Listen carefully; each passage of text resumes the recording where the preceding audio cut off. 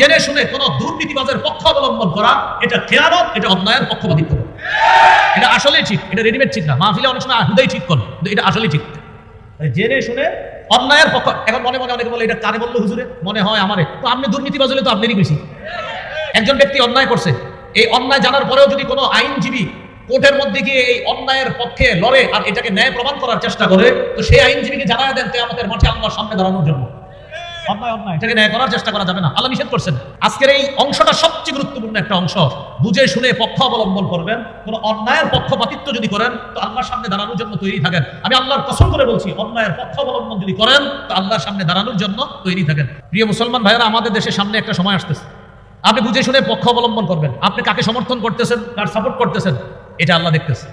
আপনি যদি জেনে শুনে অন্যায়ের পক্ষপাতিত্ব করেন শুধু এই কারণে যে আপনার দাদা করছে আর আপনার বাপ করছে, এই কারণে আপনিও করতেছেন, কিয়ামতের মাঠে আল্লাহর সামনে দাঁড়ানোর জন্য তৈরি থাকবেন।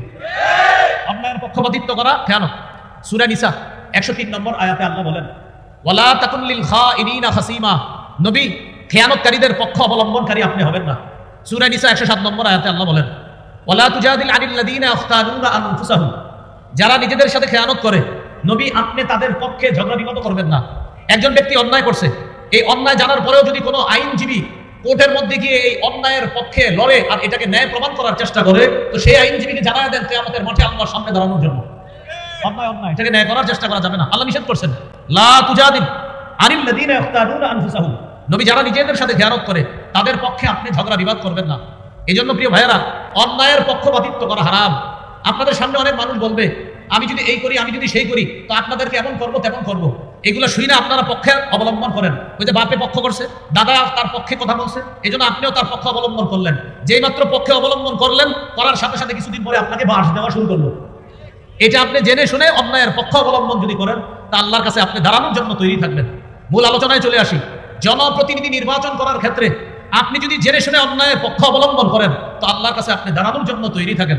দেশের দায়িত্ব নেওয়া আমানত, যিনি আমানত রক্ষা করবে তার পক্ষ অবলম্বন করা এটা আমানত।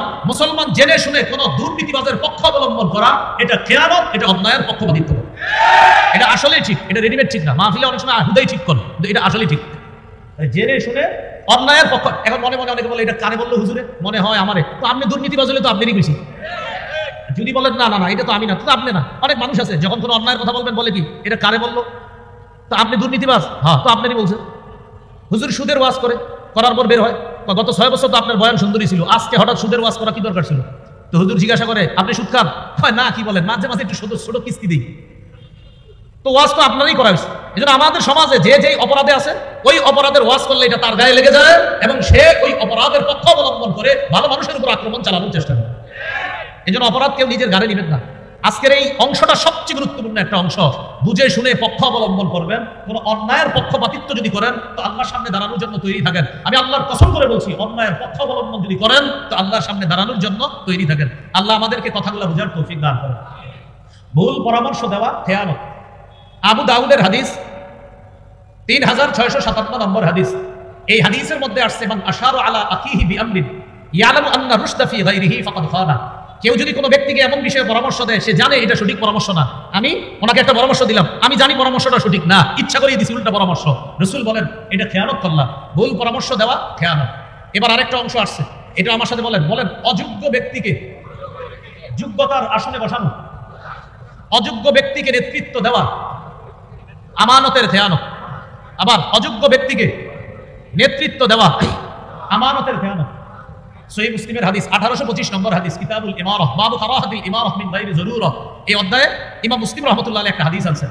নবীজির একজন সাহাবী নাম আবু যর, তিনি নবীজির একদিন বলে, আলা তাস্তামিলুনি, হুজুর আপনি অনেককে প্রাদেশিক গভর্নর বানান, আমাকে আপনি গভর্নর বানাইতে পারেন না? এক সাহাবী নবীজির বললেন, হুজুর আপনি আমাকে গভর্নর বানাইতে পারেন না?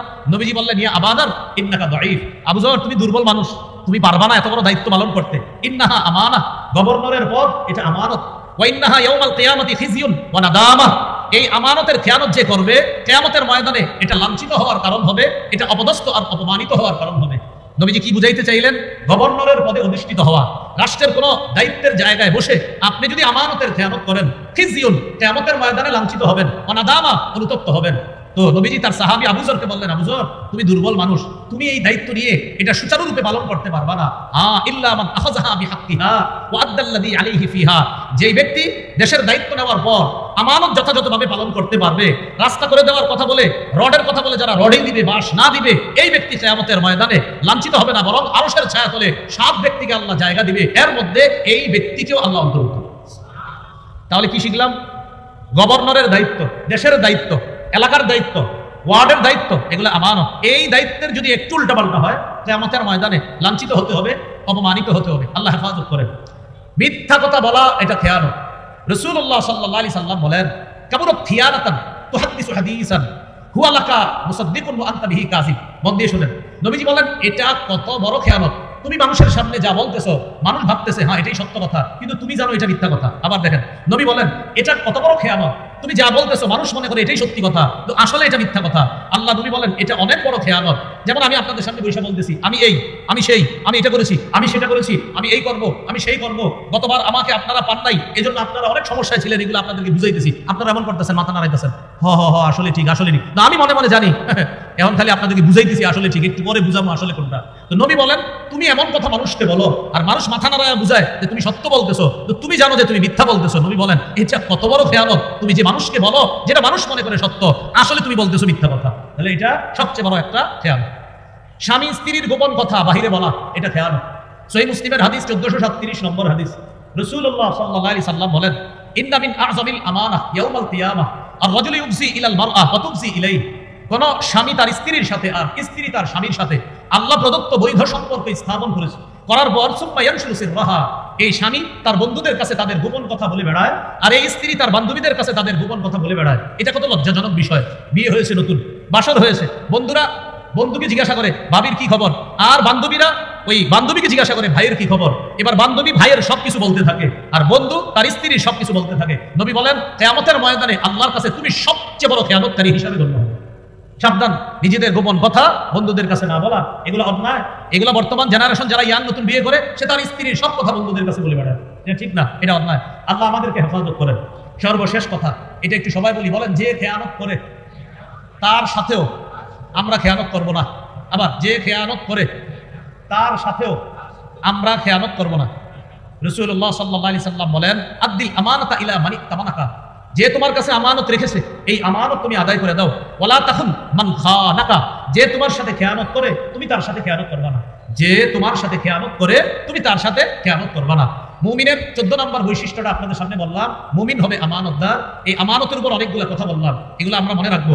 কুফর করা সবচেয়ে বড় খেয়ানতের একটা, অঙ্গ প্রত্যঙ্গ দিয়ে পাপ করা এটা খেয়ানত, চোখ চুরি করে হারামের দিকে দেখা এটা খেয়ানত, লজ্জাস্থান এটা আমানত, হাত আমানত, পেট আমানত, পা আমানত, কান আমানত, চোখ আমানত, এগুলো দিয়ে গুনাহ করা এটা খেয়ানত, ওয়াদা ভঙ্গ করা এটা খেয়ানত, অন্যায়ের পক্ষপাতিত্ব করা এটা খেয়ানত, অযোগ্য ব্যক্তিকে নেতৃত্বের আসনে বসিয়ে দেওয়া এটা খেয়ানত, কোন ব্যক্তিকে ভুল পরামর্শ দেওয়া এটা খেয়ানত, মিথ্যা কথা বলা এটা খেয়ানত, স্বামী স্ত্রীর গোপন কথা বাহিরে বলা এটা খেয়ানত। সর্বশেষ আরেকটা কথা আছে, সেটা হলো মজলিসের কোনো গোপন কথা এটা আমানত, এটা বাহিরে বলা খেয়ানত।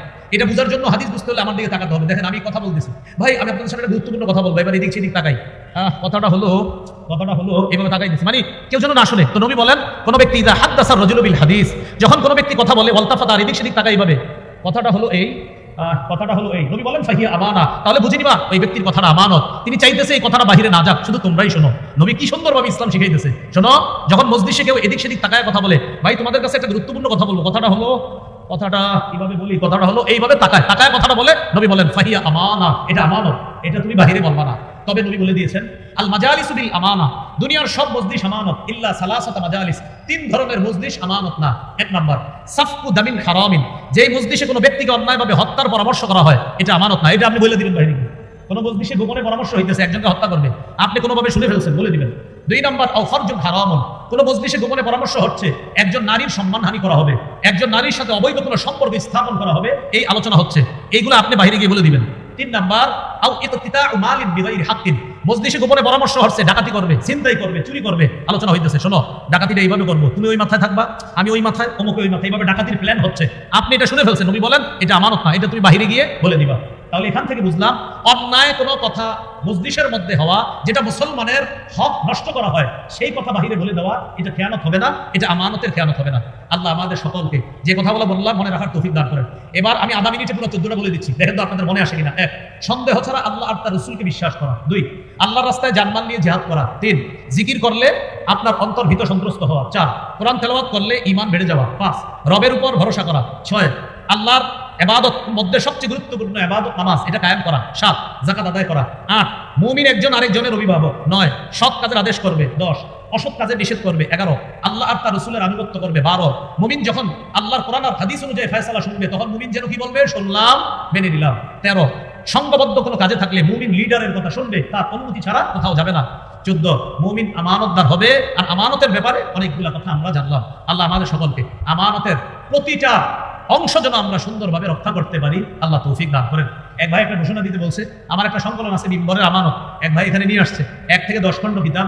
আমানতের অংশগুলা যেগুলো একটা খণ্ডে আছে, এই মুহূর্তে আমার মনে পড়তেছে না কোন খণ্ডে, সম্ভবত 3য় খণ্ডে হবে আমানতের অংশের আলোচনাটা, সম্ভবত মিম্বরের আমানত 1 থেকে 10 খণ্ড। প্রথম খণ্ড সন্তানের 64টি অধিকার, 2য় খণ্ড শিরিক বেদাত, 3য় খণ্ড হালাল হারাম, 4র্থ খণ্ড স্বামী স্ত্রীর অধিকার, 5ম খণ্ড লা ইলাহা ইল্লাল্লাহর ব্যাখ্যা, 6ষ্ঠ খণ্ড নামাজ, 7ম খণ্ড 8ম খণ্ড নামাজ এবং বিভিন্ন নাপাক পাকের মাসাইল, 9ম খণ্ড যাকাত, রমজান, নাফরমানি সম্পর্কে আলোচনা, 10ম খণ্ড রমজান পরবর্তী করণীয়, 8টি করণীয়, হজ, কোরবানি আর মুহররম মাস সম্পর্কে আলোচনা। এক ভাই এখানে নিয়ে আসছে, আমাকে বলছে বলে দেওয়ার জন্য, বলে দিলাম, যাদের প্রয়োজন হয় তার থেকে সংগ্রহ করে নিতে পারেন। মিম্বরের আমানত, উনি এই মুহূর্তে কোথায় আছে আমি নিজেও জানি না, যেখানে আছে ওখান থেকে সংগ্রহ করেন, হয়তো এইবার বা এই পাশে থাকতে পারে। জি, আসসালামু আলাইকুম। আলহামদুলিল্লাহ, অসংখ্য ধন্যবাদ।